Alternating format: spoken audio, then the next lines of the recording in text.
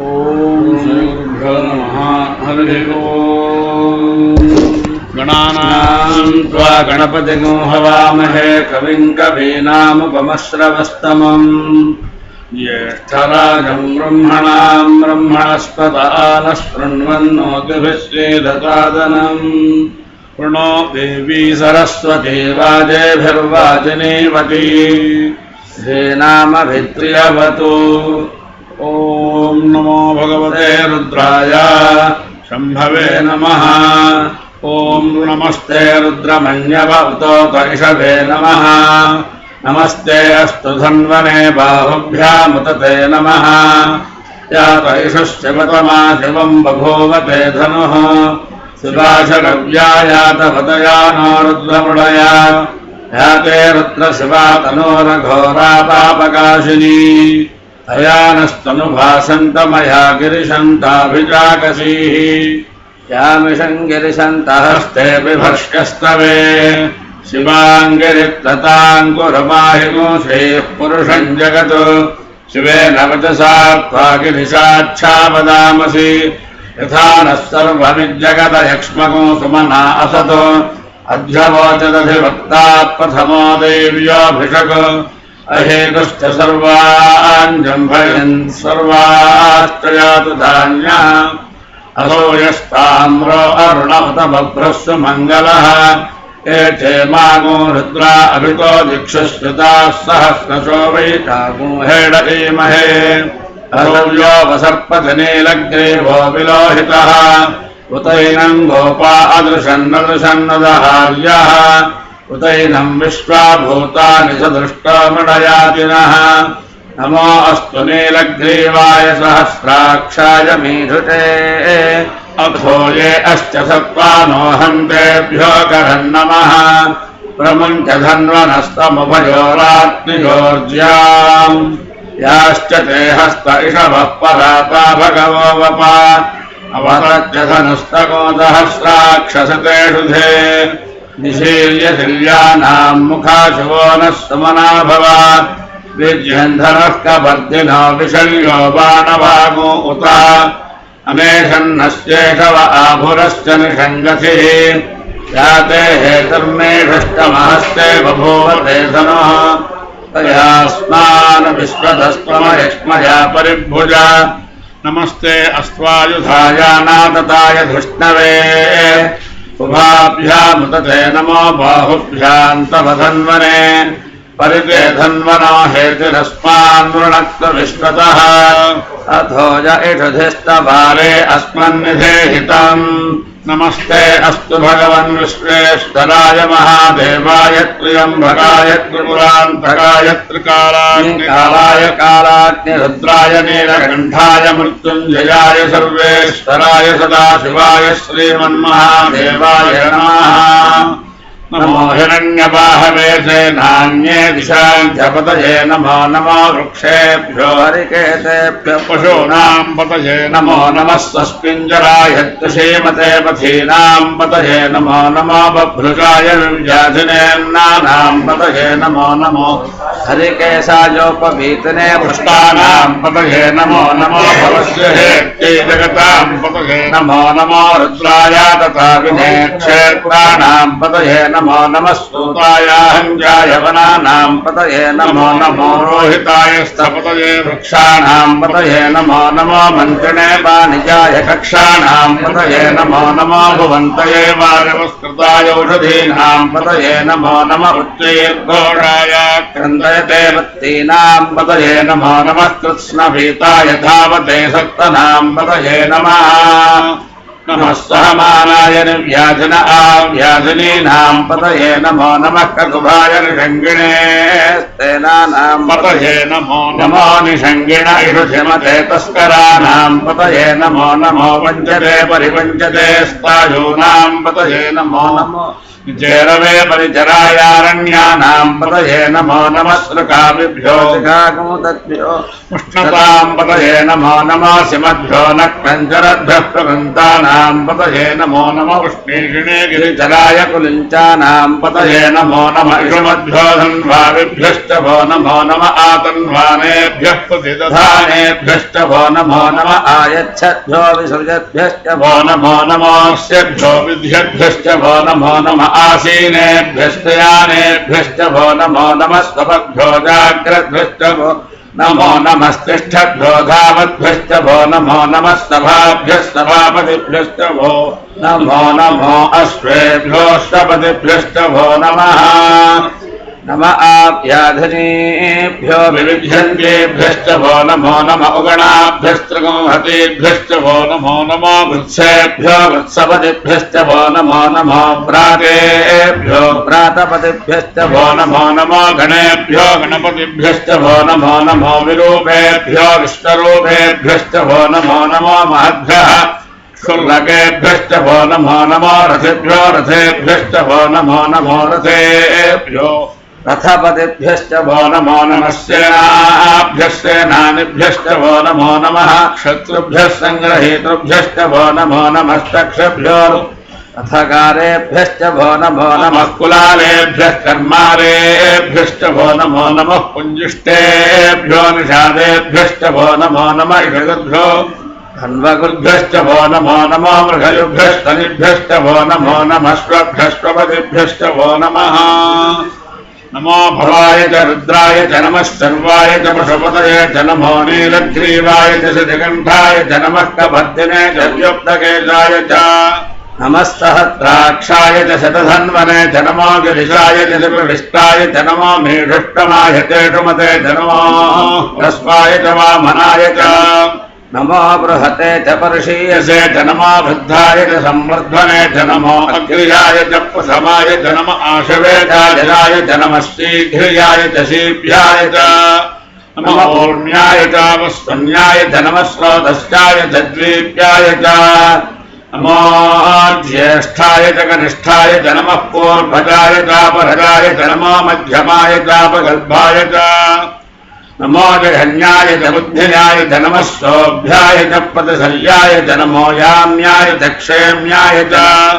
नमो उर्भल्याय च खल्याय च नमः श्लोक्याय चावसान्याय च नमो वन्याय च कक्ष्याय च नमः श्रवाय च प्रतिस्रवाय च नमः सुषेणाय च सुरथाय च नमः शूराय चावबृन्धते च नमो वर्मिणे च वरोचने च नमो बिल्मिने च कवचने च नमः श्रुताय च श्रुतसेनाय च नमो दुन्दुभ्याय चाहनन्याय च नमो धृष्णवे च प्रमृषाय च नमो धूताय च प्रहिताय च नमो निषङ्गिने चेषुधिमते च नमस्तीक्ष्णेषवेदायुधने च नमः स्वायुधाय च सधन्वने च नमः सूर्याय च वत्साय च नमः काट्याय च नीप्याय च नमः सूर्याय च सरस्याय च नमो नाद्याय च वेदन्ताय च नमः कोप्याय चाभट्याय च नमो वर्ष्याय चाभर्ष्याय च नमो मेघ्याय च विद्युत्याय च नमः ईध्र्याय चातप्याय च नमो वात्याय च रेष्म्याय च नमो वास्तव्याय च वास्तवाय च नमः सोमाय च रुद्राय च नमस्ताम्राय च अरुणाय च नमः शृङ्गाय च पशुपतये च नमः उग्राय च भीमाय च अग्रे वधाय च दूरे वधाय च नमो हन्त्रे च हनीयसे च नमो वृक्षेभ्यो हरिकेशेभ्यो नमस्ताराय नमः शम्भवे च मयोभवे च नमः शङ्कराय च मयस्कराय च नमः शिवाय च शिवतराय च नमस्तेऽक्षाय च कूल्याय च नमः पार्याय च भार्याय च नमः प्रतरणाय चोत्तरणाय च नम आचार्याय च भाग्याय च नमस्कृष्ट्याय च फेण्याय च नमस्कृत्याय च प्रभाक्याय च नमः हिरण्याय च प्रभत्याय च नमः किंशिलाय च क्षयणाय च नमः कपर्दिने च पुलस्तये च नमो गोष्ठ्याय च गृह्याय च नमस्तुभ्याय च केष्ट्याय च नमः काट्याय च कक्परेष्ट्याय च नमो कलय्याय च निभेष्ट्याय च नमः पामोदल्याय च रजस्याय च नमः तुष्ट्याय च हरिद्याय च नमो लोप्याय च लप्याय च नमः ऊर्व्याय च सौर्म्याय च नमः पन्याय च पन्नभिज्याय च नमो प्रमाणाय चाभिक्ष्याय घ्नते च नम आक्षिरते च प्रक्षिरते च नमो वस्त्रिकेभ्यो देवानागोहरेभ्यो नमो विक्षीणकेभ्यो नमो विचिन्वत्केभ्यो नम आनिर्हतेभ्यो नम आमीवत्केभ्यः द्राभे अन्धरस्पते दरिद्रन्नेरलोहिता येषाम् पुरुषाणाम् येषाम् पशूनाम् माभेर्मा रोमो येषाम् किञ्चनाममतो जाते रुद्रशिवा तनोः शिवा विस्ताहभेषजी शिवा रुद्रश्च भेषजी तया नो मृडजीवसे इमानो रुद्राय तमसेन वर्धिने क्षेत्रीराय प्रभरामहे मतिम् यथा नष्टमसद्युपदे चतुष्पदे विश्वम् पुष्टङ्ग्रामे अस्मिन्ननातुरम् मुडानो रुद्रोतनो मयस्तु क्षेत्रीराय नमसा विधेमते यक्षञ्चयोश्च मनराय चे पितारुदश्यामतुवरुद्रप्रणीतौ मानो महान्तमुतमानो अर्भकम् मानवुक्षन्तमुतमानवुक्षितम् मानो वधेः पितरम् मोत मातरम् प्रियामानस्तनुवो रुद्ररीरिषः मानस्तोकेतनये मान आयुषमानो गोषमानो अश्वेषु रीरिषः वीरान् मानो रुद्रभामितो वधेर्हविष्णन्तो नमसा विधेमते आरार्ते गोघ्नमुतपूरुषघ्ने क्षेत्रीराय सुम्नमस्मे ते अस्तु रक्षाजनो अधिदेव प्रोक्त्यधाजनस्तर्म यक्षद्विवर्भाः स्तुभिः सुतङ्गत्तसंयुवानम् मृगन्न भीममुपहत्ममुग्रम् मुडारिभित्रे रुद्रस्तवानो अन्यन्ते अस्मन्नव पन्तु सेनाः परिणो रुद्रश्च हेतुर्वृणत्तपरित्थेषश्च धर्मजनघायोः अवस्थिरा मघवद्भ्यस्तनुष्वमेढस्तोकायतनयाय मुडया मीढष्टमशवतमशुभो नः सुमना भव रमे वृक्ष आयुधन् निधाय कृत्यम् वसान आजरपिनाकम् बिभ्रदागहि विकिरितविलोहित नमस्ते अस्तु भगवः यास्ते सहस्रमो हेतयोऽन्यमस्मन्निव बन्धुताः सहस्राणि सहस्रधा बाहुवास्तव हेतयः तासामीशानो भगवः पराचीना मुखाकृधि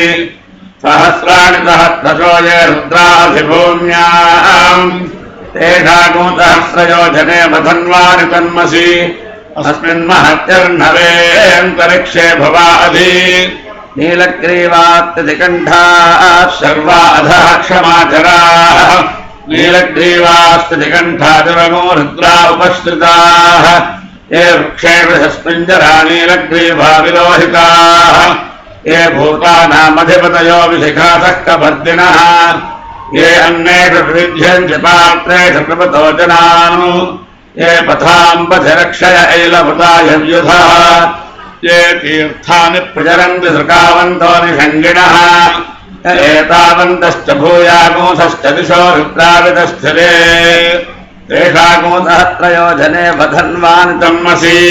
नमो रुद्रेभ्यो ये पृथिव्याम् ये अन्तरिक्षे ये दिवि येषामन्नम् वातो वर्षणिषमस्तेभ्यो दश प्राचीर्दश दक्षिणादश प्रतीचीर्दशोदीचीर्दशोध्वास्तेभ्यो नमस्ते नामडयन्तु ते यम् विस्मायश्च नोद्वेष्टितम् भोजम् भेदधामि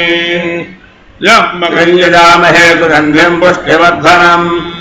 उर्वारुकमिव बन्धनान् मृत्योर्मुक्षीयमामृतात् यो रुद्रो अग्नौ यो अप्सु यो ओषधीषु यो रुद्रो विश्वाभुवनाभिवेश तस्मै रुद्राय नमो अस्तु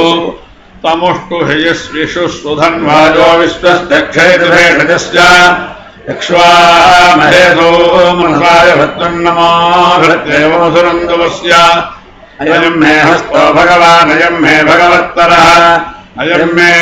विश्वभेषजोगम् शिवाभिमर्शनः ये ते सहस्रमलितम् पाशामृत्यो मर्त्याय हन्तवे तानि यज्ञस्तमाजयातर्भानमयजामहे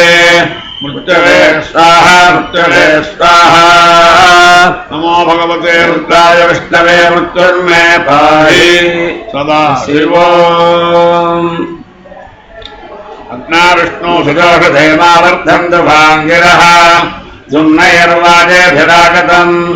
वाजश्च मे प्रसवश्च मे प्रयतिश्च मे प्रसतिश्च मे धीतिश्च मे क्रतुश्च मे स्वरश्च मे श्लोकश्च मे श्रावश्च मे स्तुतिश्च मे ज्योतिश्च मे सुवश्च मे प्राणश्च मे पानश्च मे ज्ञानश्च मे सुश्च मे चित्तं च महाधीतं च मे वाक्च मे मनश्च मे चक्षुश्च मे श्रोत्रं च मे दक्षश्च मे बलं च म ओजश्च मे सहश्च म आयुश्च मे जरा च म आत्मा च मे तनूश्च मे कर्म च मे कर्म च मे अङ्गानि च मे स्थानि च मे परोगोषि च मे शरीराणि च मे ज्येष्ठं च महाधिपत्यं च मे मन्युश्च मे भामश्च मे मश्च मे अम्भश्च मे धीमा च मे महिमा च मे बलिमा च मे प्रथिमा च मे वृत्मा च मे प्राहुजा च मे वृद्धं च मे वृद्धिश्च मे सत्यं च मे श्रद्धा च मे जगच्च मे धनं च मे वशश्च मे कृषिश्च मे क्रीडा च मे मोदश्च मे जातं च मे च नश्यमानं च मे सूक्तं च मे सुभतं च मे वित्तं च मे वेद्यं च मे भूतं च मे भविष्यच्च मे सुगं च मे स्वपथं च मरुद्धं च मर्ध्यश्च मे सप्तं च मे कृत्यश्च मे मदिश्च मे सुमदिश्च मे संच मे मयश्च मे प्रियञ्च मे नुकामश्च मे कामश्च मे सोमनसश्च मे भद्रञ्च मे श्रेयश्च मे वस्यश्च मे यशश्च मे भगश्च मे द्रविणञ्च मे हन्ता च मे सत्ता च मे क्षेमश्च मे धुतिश्च मे विश्वं च मे महश्च मे संवृत्त मे ज्ञात्रं च मे सोश्च मे प्रदोश्च मे तीरञ्च मे लयश्च मदञ्च मे मुदञ्च मे यक्ष्मं च मे नामयश्च मे जीवादुश्च मे दीर्घायुक्तं च मे नमित्रं च मे भयं च मे सुखं च मे दैनं च मे दोषा च मे सुदिनं च मे ओर्च मे सोनुता च मे पयश्च मे रसश्च मे घृतं च मे मधु च मे सग्धिश्च मे समीधिश्च मे धिश्च मे वृष्टिश्च मे जैत्रं च महोद्भिज्यं च मे रयिश्च मे रायश्च मे पुष्टं च मे पुष्टिश्च मे विभुच मे प्रभुच मे बहुच मे भूयश्च मे पूर्णं च मे पूर्णतरं च मे क्षितिश्च मे कूजवाश्च मे अन्नं च मे क्षिश्च मे बृहयश्च मे यवाश्च मे आशाश्च मे तिलाश्च मे मुग्धाश्च मे खल्वाश्च मे गोधूमाश्च मे मसुराश्च मे प्रेङ्गवश्च मे नवश्च मे श्यामाकाश्च मे नीवाराश्च मे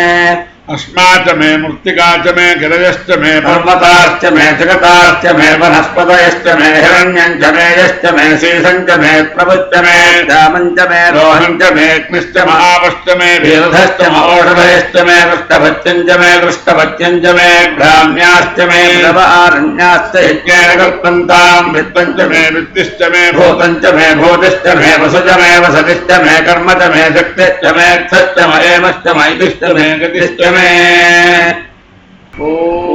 अग्निश्च महीन्द्रश्च मे सोमश्च महीन्द्रश्च मे सविता च महीन्द्रश्च मे सरस्वती च महीन्द्रश्च मे पूषा च महीन्द्रश्च मे बृहस्पतिश्च महीन्द्रश्च मे मित्रश्च महीन्द्रश्च मे वरुणश्च महीन्द्रश्च मे त्वष्टा च महीन्द्रश्च मे